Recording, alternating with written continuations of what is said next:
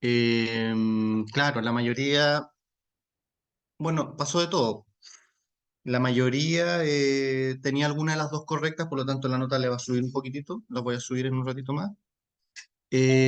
Otros que habían puesto todas, está mala, entonces le va a bajar ahí un punto. Y otros que habían marcado alta absorción de lípidos, bueno, quedaron iguales porque estaba mala igual, ¿ya? Ahí voy a subir las notas definitivas. A ver, antes de separarlos por grupos, eh, vamos a leer las instrucciones generales, ¿ya? Para que no haya dudas de qué es lo que se pide. Porque ya, una cosa es Preguntaba. el... Sí,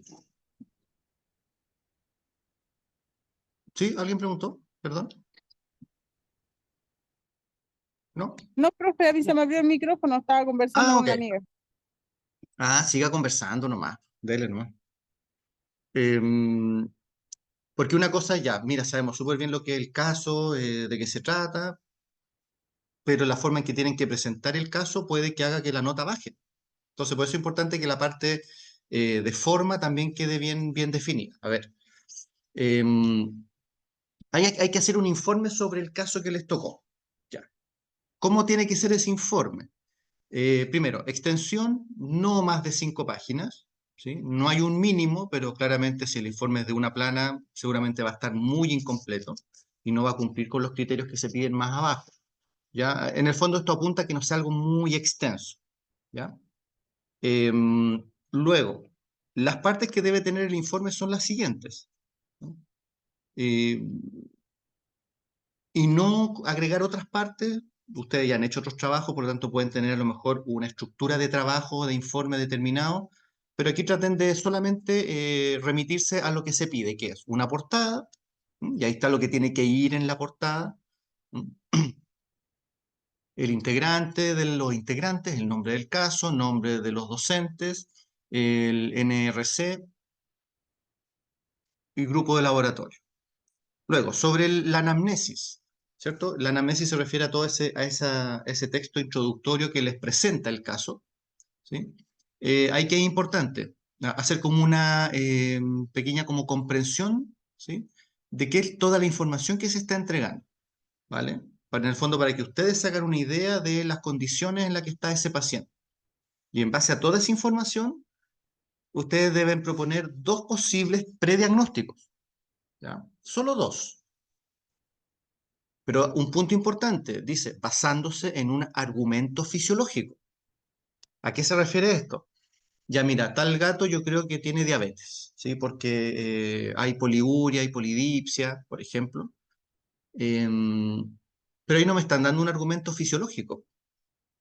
¿Por qué? Porque es un signo clínico, son argumentos en base a signos clínicos. ¿Cuál sería el argumento fisiológico, por ejemplo? Bueno, en el caso de la diabetes mellitus, como hay un aumento de glucosa en la orina y la orina arrastra agua, eso puede generar poliuria. Y como la poliuria deshidrata al paciente, eso en forma compensatoria genera polidipsia. ¿Se fijan? Desde la fisiología, ustedes me dicen por qué piensan de que a este paciente le está ocurriendo lo que ustedes están colocando como prediagnósticos. ¿De acuerdo? A eso se refiere con argumentos fisiológicos. Luego, reflexión, después viene la segunda parte, porque a diferencia de la guía de laboratorio, en este archivo hay datos de laboratorio, hay exámenes que ya tienen sus resultados listos, ¿sí? Entonces, indicar el término médico para los resultados entregados, es decir, todos los datos anormales, primero hay que colocar el término médico que corresponde.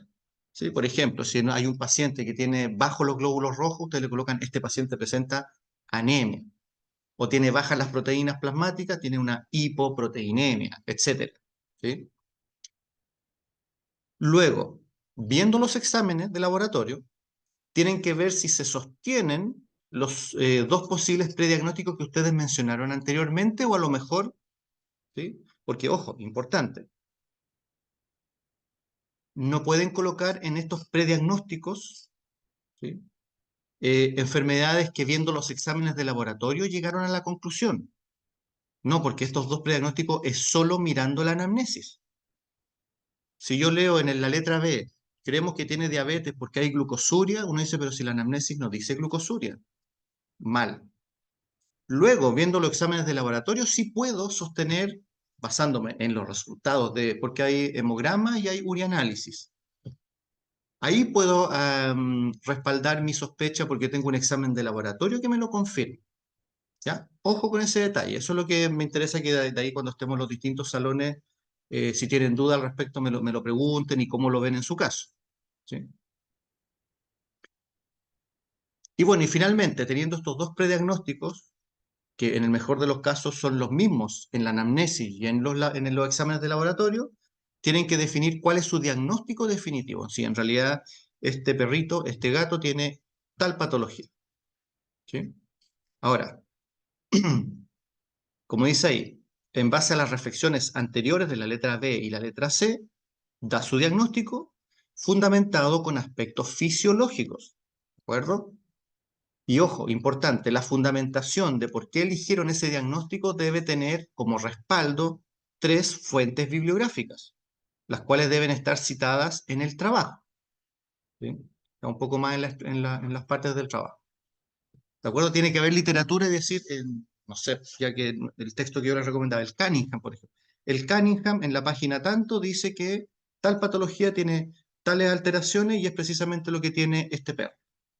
Ahí ustedes están argumentando y respaldando con literatura, ¿ya?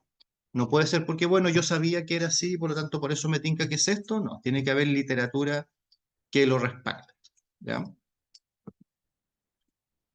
Y dice, elaborar un esquema o diagrama que explique el diagnóstico. En ese esquema, ¿a qué se refiere? Que yo, además de dar mi diagnóstico, doy los argumentos fisiológicos y cómo los argumentos fisiológicos se asocian a los signos que presenta el paciente o a las alteraciones de laboratorio que presenta el paciente. Importante, ese esquema deben elaborarlo ustedes, ¿sí? Si se ve que salió de ChatGPT la cosa, hasta ahí llegó el trabajo nomás, hasta ahí llegó el 67%. Trabajen en esto, chicos, pónganle de su cosecha, ¿ya? Porque si se ve cualquier intento, me lo recalcaron en la escuela. Plagio o copia o copiar y pegar de algún lado, eso va a tener una nota muy deficiente. Entonces, son hartos, es en grupo más encima, entonces divídanse bien el trabajo, que cada uno se haga responsable de una parte y hacen un buen informe. ¿Sí?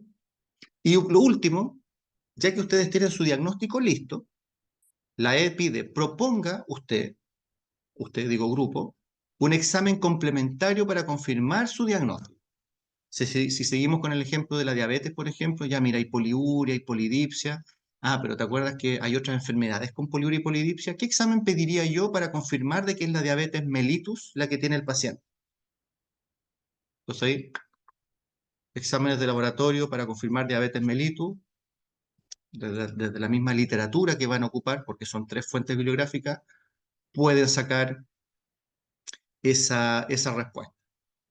De manera que con ese examen complementario, ustedes dicen, confirmamos de que el paciente tiene la patología que nosotros acabamos de dar en el informe, ¿ya?